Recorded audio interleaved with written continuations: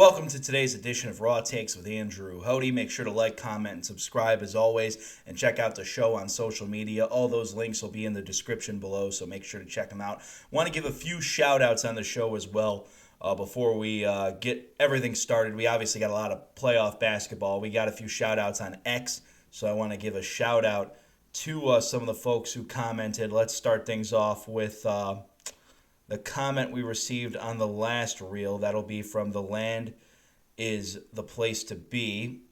He commented, of course, that the username on X is ADog27. I want to give you a shout out, ADog27. Good use of the word gobbledygook there, and spot on too.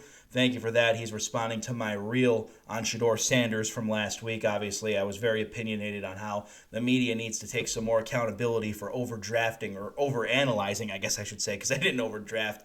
Anybody in the media did. The media doesn't draft, but they analyze the draft. So I went on a little bit about that, so I want to give him a shout out on that. We had a few other comments on that reel as well on YouTube. So thank you very much for tuning into that reel. And if you were able to watch the entire podcast from last week, also appreciate that as well. Always want to get the shout-outs out there, though, on social media, no matter where it is, and we'll give you a shout-out on the show for it. So thank you very much to ADog27 on X, which is The Land is the Place to Be in terms of the name on that X account there. So I want to give you a shout-out. Thank you very much for tuning in to Raw Takes with Andrew Hody, commenting on the reel and even commenting on the gobbledygook section as well. That is a good phrase, I guess, to use when you're talking about nothing, gobbledygook. Appreciate the comment there. All right, let's get things going here. We got a lot to talk about in the NBA, obviously. As you know, the show's based in Cleveland. I'm a Cavs fan, and that was a disaster in Game 2. Game 1, things couldn't go more wrong for the Cavs. I think Game 1 was pretty much shot to begin with. But Game 2, it was literally right in the palm of the Cavs' hands, and it slipped through the cracks. Tyrese Haliburton with a play at the end of the game. And I don't even want to get into the inbounding or the last 2-minute report with the officiating. Officiating's an excuse. The Cleveland Cavaliers had plenty of opportunities to win that game on Tuesday night, and they didn't pull it off. I'm just going to say it out. I'm not using the officiating excuse whatsoever. Yes, officiating sucked, but you could have won against the officiating. Forget about that. I also want to forget about the fact that they couldn't inbound at the end of the game, that Haliburton went off, made a play. Yes, we're fans chanting overrated in the stands. Haliburton probably shouldn't have done that. Donovan Mitchell definitely showed like he was trying to kind of cool that off to an extent. 100% agree with all that. But I just want to point out, with about a 2-minute stretch in the fourth quarter, there was no Donovan Mitchell on the floor. There was no Jared Allen on the floor. Javonte Green was on the floor for the Cleveland Cavaliers during that time. And the Cavs were up, I think, 13, 14 points at that point. It was early on in the fourth quarter. That's Kenny Atkinson's fault. And you know what happened during that stretch? The Pacers went on a 9-2 run. And we're not talking about that enough. So before I hear about officiating, before I hear about anything to do with not inbounding the basketball at the end of the game, I want to talk about early on in the fourth quarter when I personally think Kenny Atkinson, as a coach, and he's done a terrific job this year, so I want to give Kenny Atkinson all the props in the world for what he's done with the Cavs, getting the core four to work, getting the Cavs to this position in the playoffs. I want to give him his props. But granted, you let the Pacers essentially go on a 9-2 run with your backup guys on the lineup on the floor. No Jared Allen on the floor, no Donovan Mitchell. Obviously, Darius Garland, Evan Mobley are hurt. You can't put them on the floor. Kenny Atkinson made, I think, a foolish decision that 2 minutes to not have your two best players on the floor, at least one of the two best. I don't think that 9-2 run happens, and you kind of bury Indiana a little bit. They probably catch up in the game, but they're not going on a 9-2 run to get themselves back in the game when you're up 14, 15 points in the fourth quarter. That's not going to happen. So that's on Kenny Atkinson, in my opinion, and we're not talking about that enough. Officiating, was it awful? It was awful. I could excruciate that all day. That's not an excuse. The Cavs had every opportunity to win that game. They had the inbound at the last second where they let Tyrese Haliburton get the ball. And after calling him overrated all night, for the fans' perspective, and I'm a Cavs fan, I wasn't at the game, but blatant disrespect, in all honesty. Tyrese Haliburton, I think, has done a tremendous job to earn some respect for Indiana. I get the Pacers are the enemy right now, but Tyrese Haliburton, I think, as a basketball player, he's been to an Eastern Conference Finals. He deserves a ton of respect. I was saying all season Tyrese Haliburton's not getting talked about enough. I could advocate for that if you want to watch prior editions of Raw Takes. He had a rough open to the year, but he went off the second half of the season after the All-Star break. Tyrese Haliburton is not a guy I think you want to face in the postseason. I think he's proven it time and time again. Rick Carlisle, obviously an all-world NBA head coach. So the Pacers deserve to win that game, if I'm flat out honest. And that's not the fans' fault by chanting overrated. And listen, fans have the right to talk trash. We do it all the time. I talk trash as a Browns fan, as a Guardians fan, as a Cavs fan. I do it all the time. All fans do that. You're allowed to chant in the stands. I'm not saying that. So I think Tyrese Haliburton does deserve some respect here. But granted, fans do talk trash. I don't want to advocate against that. There's some times where fans are extreme, like the Bottlegate incident in 2001. That should not have happened on behalf of Browns fans. But granted, it did. So fans have the right to speak. It's a First Amendment right, essentially. Say whatever you want to say about certain players. Tyrese Haliburton certainly silenced you that night, though, didn't he? With a game-winning three-point shot.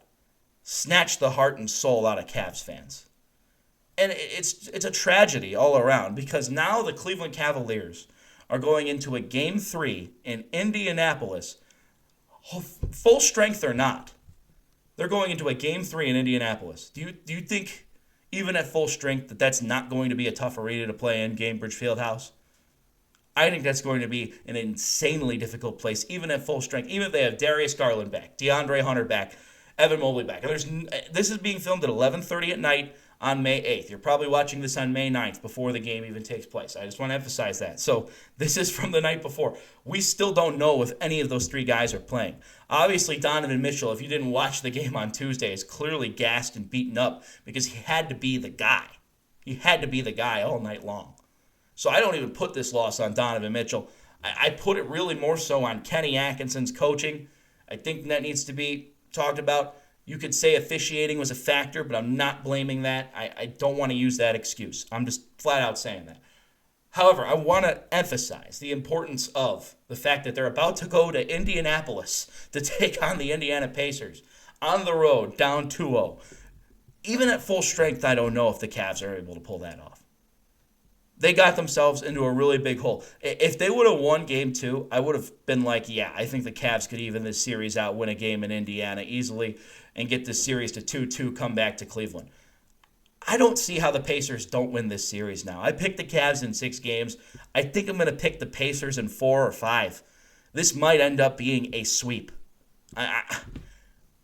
Full strength or not, Donovan Mitchell is going to be limping. And then now I'm going to get to the point where we get to the injuries, because Darius Garland has not been a factor at all in this series. And if you have Darius Garland on the floor, listen, Indiana's defense is a lot better than their defense last year. I'll give them all the props in the world there. And their perimeter defense was excellent in Game 1. But honestly, I don't think Indiana's defense is lights out. I don't think it's OKC's defense.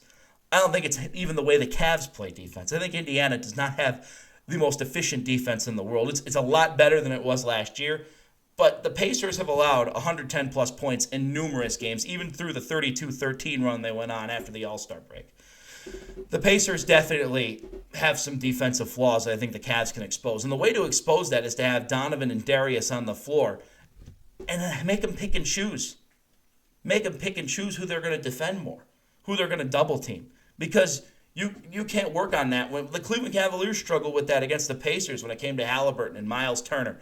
And a guy like Benedict Mathurin went off a little bit in this series. Obviously, look at Nesmith. He made some plays. Obviously, that basket shouldn't have counted in Game 2 in the last 2 minutes. But there's been some guys that have made some very intriguing plays. The Cavaliers kind of let that happen, but Darius hasn't been on the floor to stop it. You don't necessarily even need DeAndre Hunter to be healthy. If you can get Mobley and Darius Garland back on this floor, I think you could steal a game in Indy. I really do.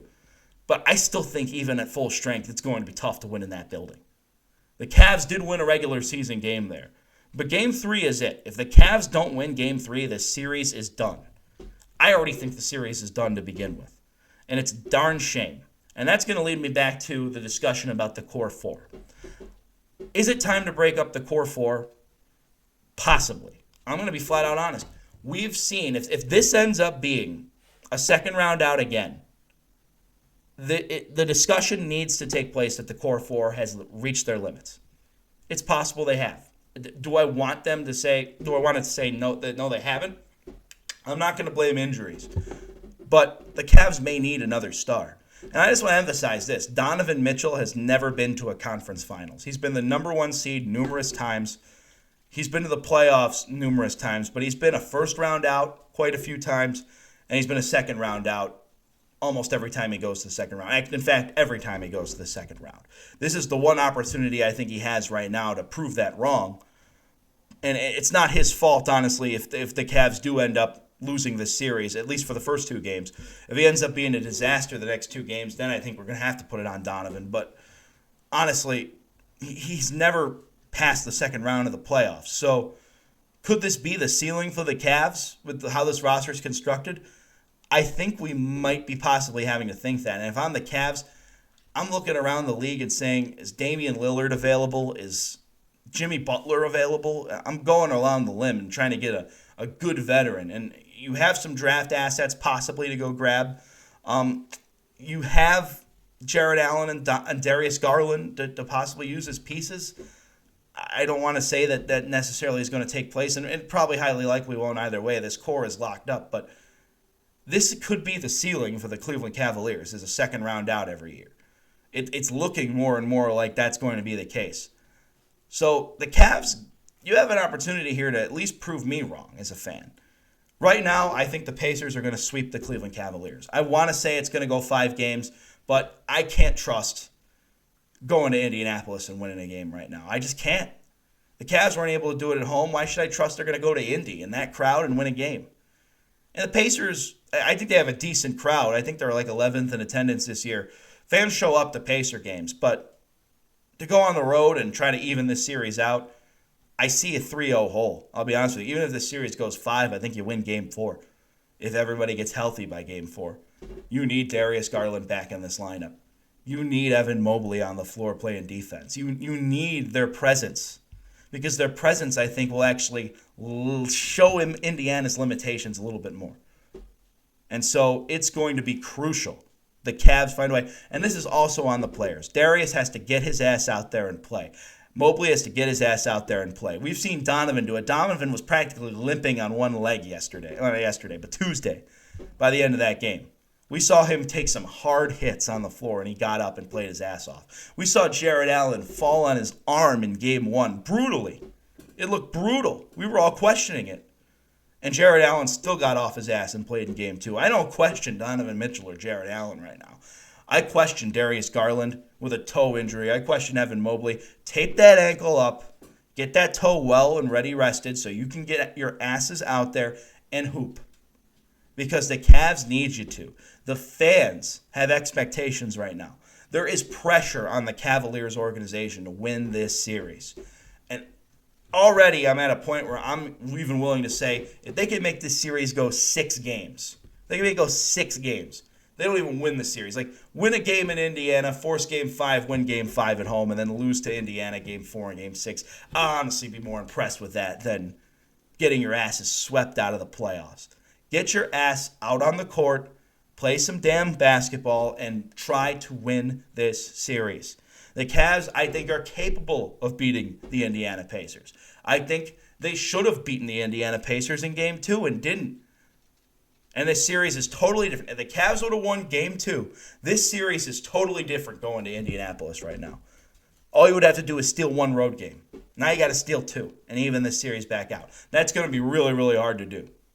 Speaking of a team that also has to steal 2 games on the road that I think has a better shot of doing it is the Boston Celtics.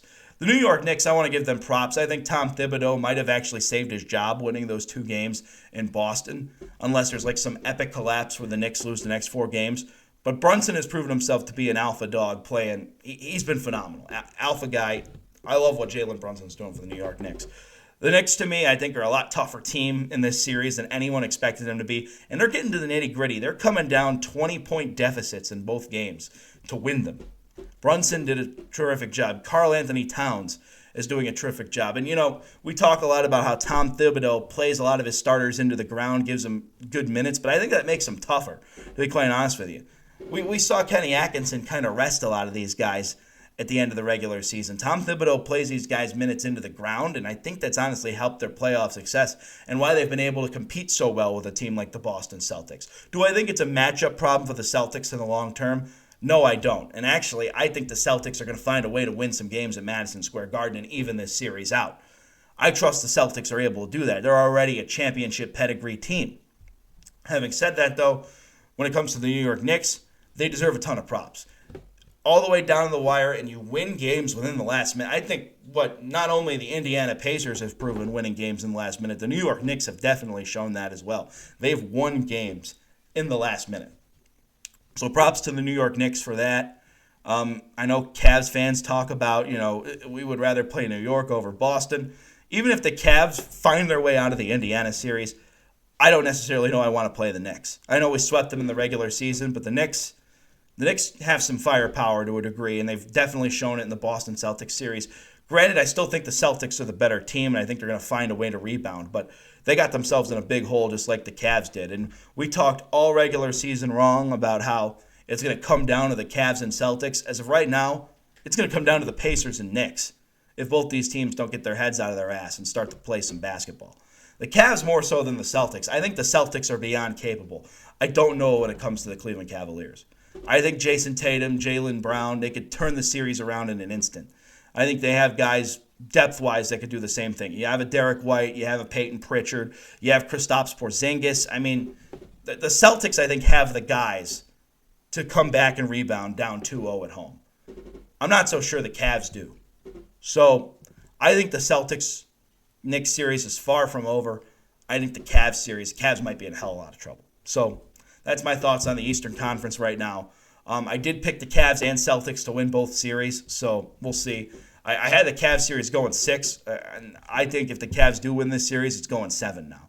I don't see how the Cavs win 4 games straight in a row. If the Cavs end up winning this series, it's going 7 games. Believe me on that. All right.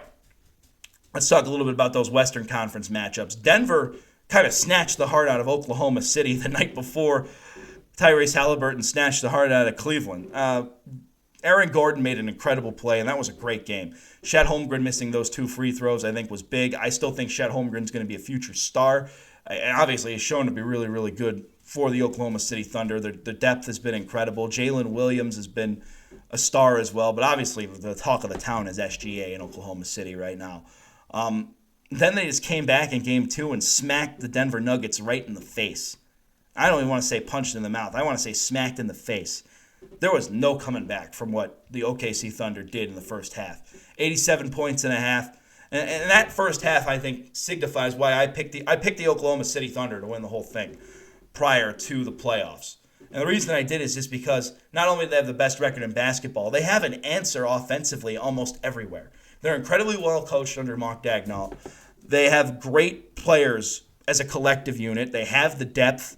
They have, I think, the best player in basketball right now in SGA. I think the best overall player is Nikola Jokic, don't get me wrong. But I think SGA, in terms of this season, is the best basketball player, which is why he's going to win, I think, a unanimous MVP. Having said that, SGA, Chet Holmgren, obviously, when he's firing all cylinders, is a great guy to have on your roster. You look at a guy like Jalen Williams, he's been playing out of his mind. You look at Luguentz Dort, he's been playing very well. Isaiah Joe off the bench has been a nice piece. Oklahoma City, to me, they're just so well coached. They have such a good roster from top to bottom. And they're young and hungry. I mean, Golden State and Minnesota, if they get OKC in the conference finals, which I think one of those two teams will, honestly, I think OKC sweeps either one. The Nuggets, the reason I give the Nuggets the benefit of the doubt and why I think the Nuggets series will go 6 games with OKC is because they have Nikola Jokic and they have Jamal Murray, and that's a deadly combination at times. But I don't think it's going to be enough to stop the Thunder. The Thunder have been playing on another level. It's going to be really, really hard for the Denver Nuggets, in my view, to come back and try to really win this series outright. Now, the series does head to Denver for games 3 and 4.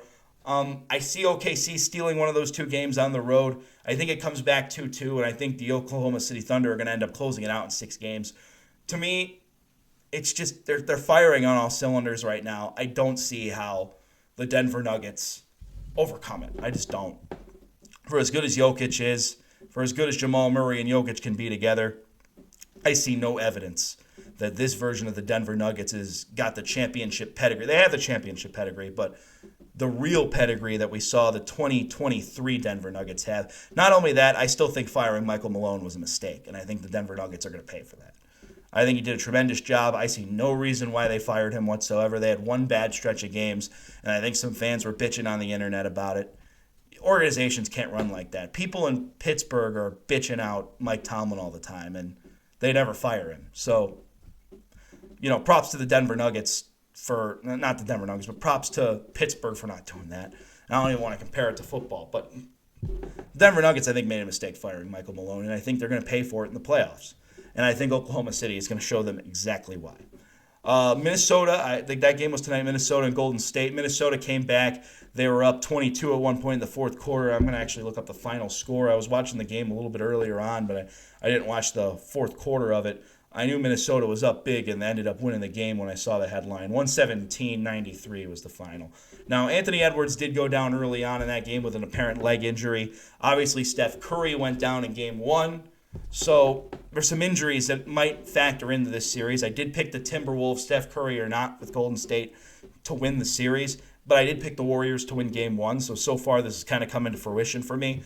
The reason, though, I picked the Timberwolves to win the series is because I think Anthony Edwards has just been phenomenal this postseason.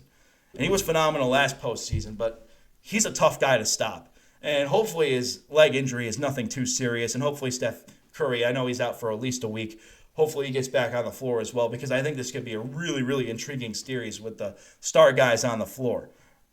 As a collective team, I think Minnesota is probably the better team overall, but the veteran presence is still with Golden State. I don't want to forget about guys like Jimmy Butler and Draymond Green, and obviously Buddy Hield has been showing up this postseason as well, especially in Game 7 against Houston. So I picked the Minnesota Timberwolves to win this series. I still think they're going to end up doing it, even if they don't have Anthony Edwards, just because I think they're the better team and they're a little bit younger. But the coaching presence is honestly with Golden State. So if Anthony Edwards is not in this series, I think Minnesota might have to panic a little bit if they don't have Anthony Edwards. They're going to need Anthony Edwards, I think, in order to really lock in and win this series and get to the conference finals. Granted, neither one of these teams has beaten Oklahoma City. If Oklahoma City ends up beating Denver, which, as I said, I think they will, I think it's a clean sweep with either one of these teams, even if Anthony Edwards is totally helpful. I would say Anthony Edwards probably gets you a game, but we'll have to find out about that. Alrighty, let's talk a little bit about some Major League Baseball.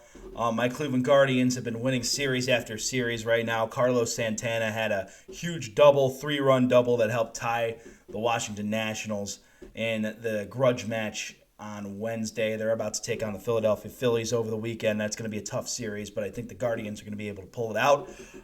When you look at the first two games of the series, they split with the Nationals. They could have won the first game, honestly. They kind of blew that opportunity open out the door. But you know what? They're winning series. They're 22-15 right now.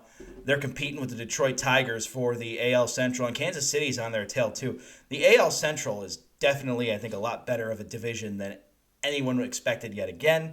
And I think as the season plays out, we could see maybe multiple teams come out of this division once again into the postseason. Granted, I'll say this, pitching has really been the dark horse for the AL Central. When you look at the Detroit Tigers, obviously, I think they have the best pitcher right now in Tyrese Haliburton. His ERA, I think, is 2.21 right now. He's been phenomenal. We know what he could do. We know what he brings. He's the defending Cy Young, AL Cy Young winner. So Tyrese Haliburton has been phenomenal for Detroit once again this year. It's going to be tough to face him in any kind of series. And if the Guardians are fortunate, they probably will run into him at some point playing 13 games against Detroit. But if they're unfortunate enough to run into Tyrese Haliburton, that's probably going to result in a few L's on the schedule. You look at Kansas City, though, I'll say their rotation has also been incredible. I think Chris Bubich, his ERA is under 2 right now. Seth Lugo has been phenomenal yet again. Michael Wacha and Michael Lorenzen and some of those guys, not as efficient. But Kansas City, I still think, has the best overall rotation. But their bullpen stinks, man. Their bullpen's awful.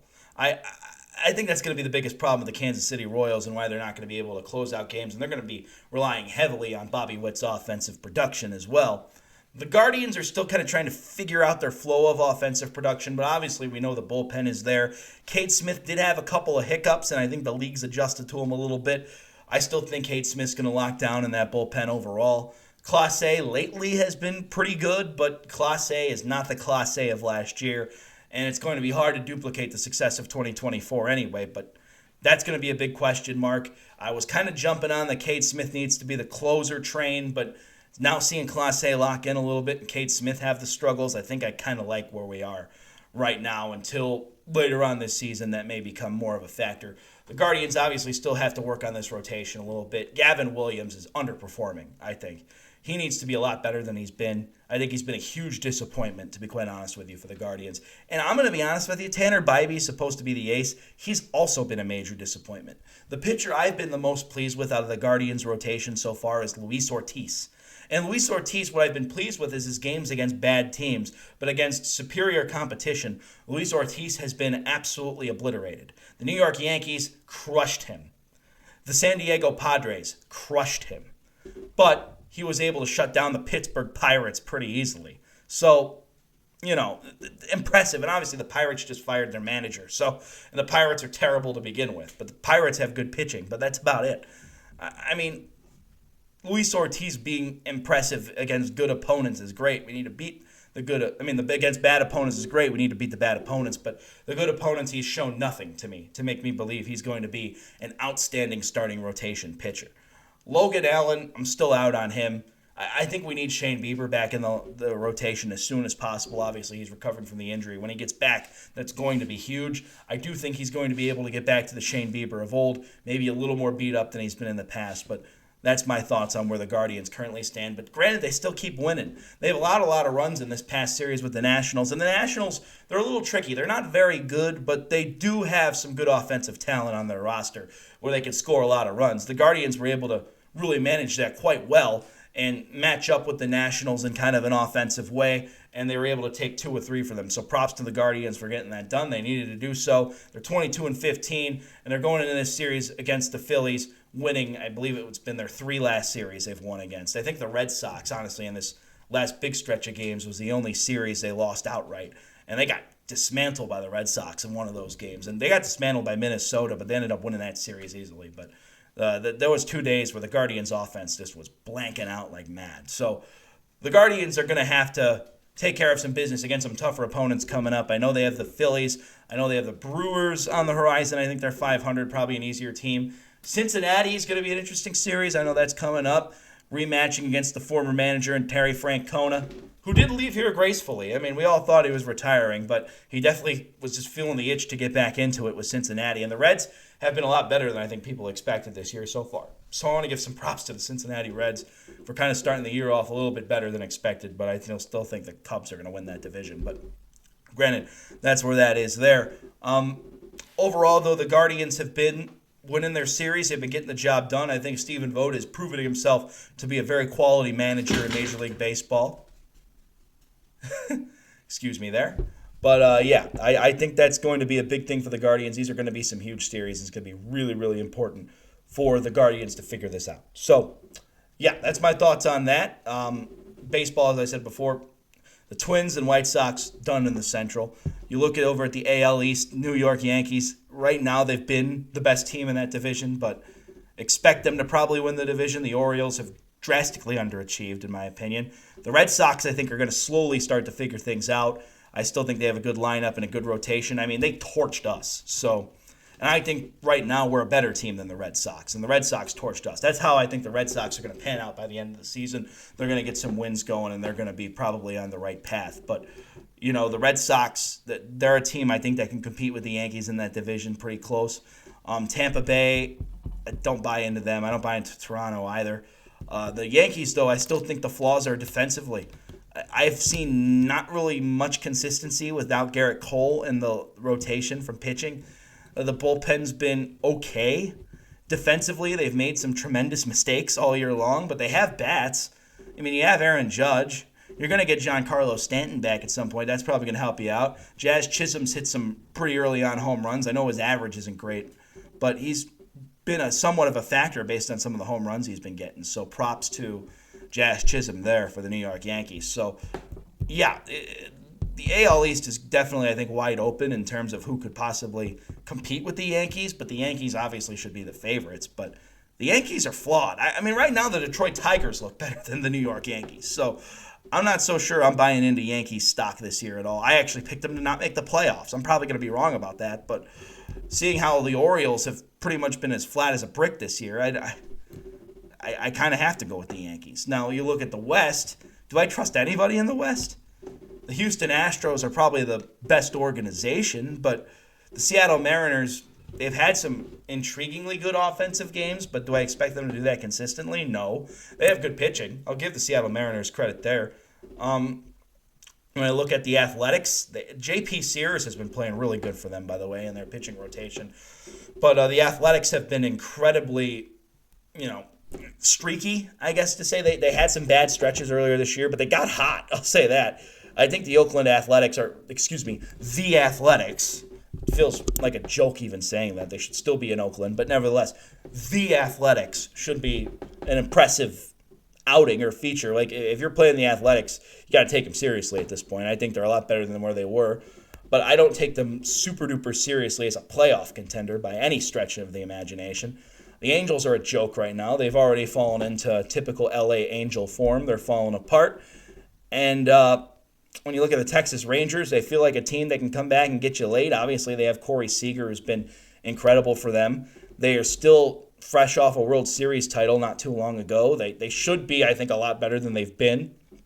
And they are well managed under Bruce Bochy. So, to me, I think the Texas Rangers have kind of underachieved a little bit, especially last year. But can the Texas Rangers play some sort of factor in the West? I think so. But I don't take any of those West teams seriously. Honestly, I'm taking the Central seriously right now, and I'm taking the AL East pretty seriously. I still take the Yankees seriously just because they're the Yankees, but granted, they still have a lot of questions to answer. So I think the AL is truly wide open. In the National League, the New York Mets, the LA Dodgers, they're pretty much dominating right now. San Diego's been good. San Francisco has been impressive. I still don't think anyone's stopping the Dodgers, but the New York Mets can make one hell of a case. They still got some pitching issues to work on, but I think when you look at Frankie Lindor, you look at Juan Soto, he's going to get going at some point. I saw the other day Daniel Schneemann has a higher on-base percentage than Juan Soto right now, and the salary difference is obviously very significant, but Daniel Schneemann's on-base percentage is not going to be higher than Juan Soto's all season. I could promise you that. Granted, though, let's enjoy it while it lasts if you're a Cleveland Guardians fan. So the Mets, though, I think, are going to give the Dodgers a run for their money, but I still think the Dodgers are overall collectively a much better team. So it's still early on. It's only the month of May. We have the dog days of summer to get through, and then it's going to come down to, I think, a lot of close division races, especially in the AL Central by the time September comes around. We might be talking 3-4 games of each other. I really think we're going to see some intriguing playoff pushes this year in Major League Baseball. And I think it's because the field is pretty even. I think outside of the Dodgers and the Mets, and I'll even put the Padres in that category, those three teams, and that's across baseball, including the American League, I don't see really that elite team. I see elite players on rosters. I see elite groups of talent, but I don't see that team like the Dodgers have or like the Mets have. I don't see it. I don't under any of these teams. I see good units. Like the Guardians, I think, have a great bullpen unit. I don't think it's as good as last year's, but I still think they're going to be a tough bullpen. The Royals have great starting pitching. There's some great players on certain rosters, like Bregman on the Red Sox, Jose on the Guardians, Aaron Judge, obviously, on the Yankees. But is there like great collective groups of talent in baseball right now? As a team, I don't really see it outside of the Dodgers and the Mets. And the Mets still have pitching to work on. So outside of those two teams, really, I would say San Diego. San Diego started off really good and have been really good. So I'll put the Padres in the mix too. But outside of those three, no, I really haven't. I've seen good players. I've seen exceptional talent, but I haven't seen really any team shine as a team that can compete with the LA Dodgers. I don't even want to throw the Mets. The LA Dodgers. The LA Dodgers look like they're on their way to repeating. And the Guardians have to play them coming up soon, too. I'm scared. I don't want to play the Dodgers. Dodgers are phenomenal. They've had some hiccups along the way this season, but when you look at Yoshinobu Yamamoto, the way he's been pitching, when you look at Freddie Freeman and Shohei Ohtani and that lineup that won the World Series last year, that's going to be really, really tough to overcome. So there is a lot of baseball left to be played. It's only the month of May. Could that team shine and be there by September? It could be, but based on how baseball is, I don't see it happening. And I'm still going to keep advocating baseball needs a salary cap. At Commissioner Rob Manfred, please do something. Please add it. I want to like you, Rob Manfred. I just can't. It's ridiculous what's going on with baseball and all these rule changes. Just implement a salary cap for all of us, please. Or a salary floor, at the very least. That's going to be it for today's edition of Raw Takes with Andrew Hody. I know we have some rookie mini camps coming up over the weekend in Cleveland especially. The talk of the town has been Shedeur Sanders. And even though we drafted Dylan Gabriel in the third round, Shedeur Sanders has been the talk. And, you know, in Cleveland, we love to talk about those Browns, and we continue to do so. So, Shedeur Sanders, his rookie camp is coming up. We'll see how it takes place, see if it means much of anything. We're going to know nothing until football is actually played. So I want to just emphasize that. Everything until then is gobbledygook when it comes to Shedeur Sanders. I use that line again for my friend who gave us a shout out on the show. I want to emphasize that. I use that line again, gobbledygook. But I think when you look at the Cleveland Browns rookie minicamp, sure, we'll learn something about these guys and who they are and how they conduct themselves, but we're going to learn how they play on the football field, not until we actually see it. There's a long way to go. So I'm not too optimistic about how that's going to pan out with the Browns anytime soon. I have to see it in September and October to really believe it.